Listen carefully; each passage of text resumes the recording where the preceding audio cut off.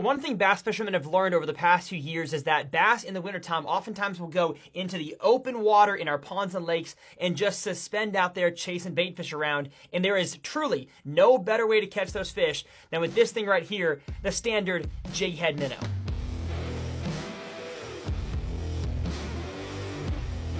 Now, if you are a bass boat or a kayak owner and you've kept up at all with the advancement in fish finder technology and or you follow the tournament scene as well, the Bassmaster MLF, I guarantee you have come to know this exact bait right here. It's called the jig head minnow.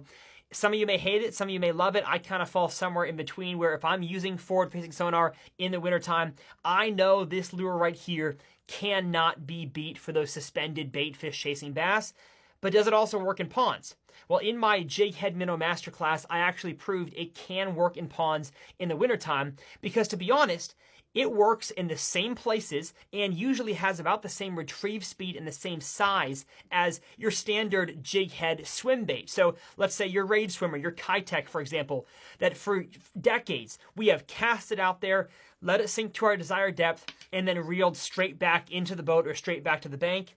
This thing fits the exact same category, it's just retrieved in a lot different way. You shake it back to you as you're retrieving it back again to the kayak, the boat, or the bank, and it can work for you guys who fish from the bank and ponds. Full transparency, like I said, I have not had much success with this thing in the wintertime from ponds, but really that's because I haven't had much of a chance to. I just started fishing this from the bass boat last winter, and I didn't do much pond fishing in the winter, so I'm really excited this winter in the 200 Ponds episodes to at least have this thing tied on in the majority of my fishing days to give it a shot. But there will come a time, again, when they're chasing bait fish, and maybe they don't want a loud lipless crankbait, they don't want a bigger suspending jerkbait, that a jig head minnow rocking back and forth as you shake it back to you, especially over a rock and over the edge of grass, could get myself an extra fish, and of course could get you guys some extra fish in the boat or to the bank throughout the day. It is a technique that is absolutely worth learning, even if you don't have forward-facing sonar,